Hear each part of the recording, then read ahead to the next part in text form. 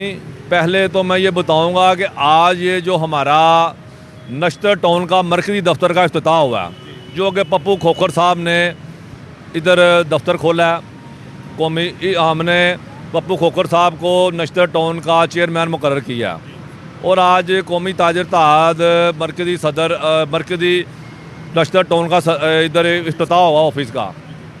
इसकी वजह यह है कि कौमी ताजर इत्तेहाद गैर सियासी तंजीम है, इसका किसी सियासी तंजीम के साथ तल्लुक़ नहीं है। ये खालसन ताजरों की जमात है, ये ताजरों के फलाह बहबूद के काम करती है, ताजरों के हकूक़ की आवाज़ बुलंद करती है। इसलिए रोज़ बरोज़ कौमी ताजर इत्तेहाद की मकबूलियत में इजाफ़ा हो रहा है। कौमी ताजर इत्तेहाद जो भी ताजरों के मसाइल होते हैं वो उनकी दहलीज़ पर हल करवाती है।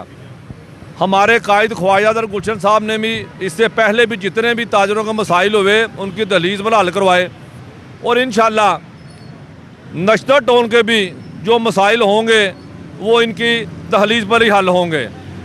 नश्तर टाउन में हमारे सीनियर जो ताजर रहनुमा हैं, हमारे मरकज़ी जनरल सेक्रेटरी भी हैं, राव अकरम साहब, चौधरी अजमत साहब, आसिम साहब हैं, अपना पप्पू साहब हैं, ये पहले भी ताजरों के बहुत काम कर रहे हैं। और आज हमारी तंजीम में एक और ख़ूबसूरत इजाफ़ा हुआ है, वो ये कि अब्दुल अजीज़ उर्फ मौला जट, जो कि चुंगी नंबर बाज़ार नंबर 2 सांपों वाला बाज़ार वो कहलाता है, वहाँ इलेक्शन हुए थे।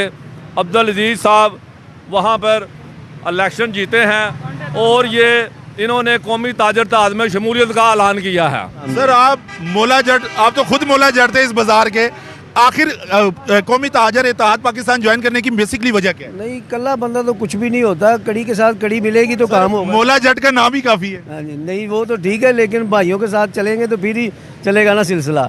तो ये हमने इनके कौमी ताजर इत्तेहाद में शमूलियत का ऐलान किया है और इनके साथ इंशाल्लाह कदम कदम के साथ चलेंगे।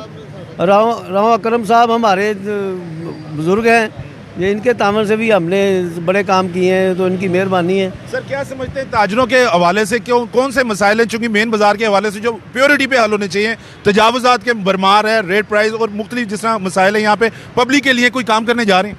हाँ जी, क्यों नहीं जी। जो दुकानदार हैं, जो हमारे ताजर बरादरी के दुकानदार हैं, उनके लिए तहफ़्फ़ुज़ है, तहफ़्फ़ुज़ दे रहे हैं। जो गलत काम करते हैं उनको भी समझाते हैं, उसको गलत काम नहीं करने देते। जो रेट बढ़ा रहा है उनको भी कहते हैं कि यार रेट नहीं बढ़ना चाहिए, जो मुनासिब है, क्योंकि आवाम को परेशानी ना हो।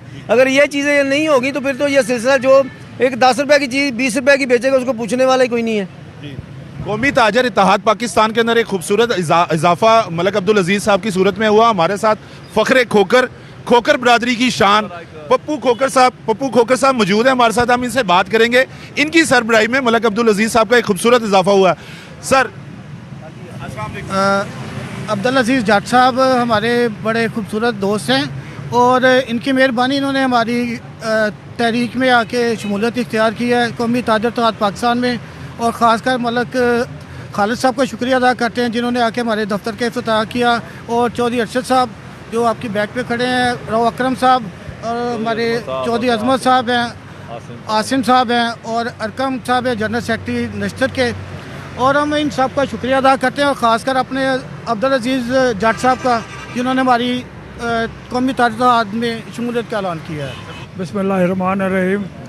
मैं सदर हूँ पंजाब का, लाहौर का, करियाना मर्चेंट का, और मैं मरकज़ी जनरल सेक्रेटरी हूँ कौमी ताजर इत्तेहाद पाकिस्तान का। बात ये है कि ये लोग जो हैं ये काम करने वाले लोग हैं। जहाँ काम करने वाले लोग हों, जो खिदमत करने वाले लोग हैं, लोग आप शामिल होते हैं आके, गुलदस्ता बन ही जाता है। फिर मेहरबानी। क्या कहना चाहेंगे आज इस इजाफे के साथ, आप चुंगी के अंदर क्या करने जा रहे हैं काम को? बहुत अच्छे आदमी है जी अब्दुल अजीज़ साहब। ये इलेक्शन जीत के आए हैं, इलेक्शन जीत के आए और काफ़ी वोटों से जीते हैं, इसलिए पॉपुलर हैं ताजरों में और इंशाल्लाह हमारे लिए मामन साबित होंगे और हम इसके साथ होंगे। बहुत शुक्रिया जी। कौमी ताजर इत्तेहाद नश्तर टाउन के मरकज़ी ऑफिस का आज इफ्तिताह हुआ। यहाँ पे आला शख्सियात कौमी ताजर इत्तेहाद पाकिस्तान की मौजूद थी। इंशाल्लाह ताला नेक्स्ट इसी प्रोग्राम में जल्दी मुलाकात होगी। तब तक अपने मेज़बान को दीजिए इजाज़त। अल्लाह निगहबान।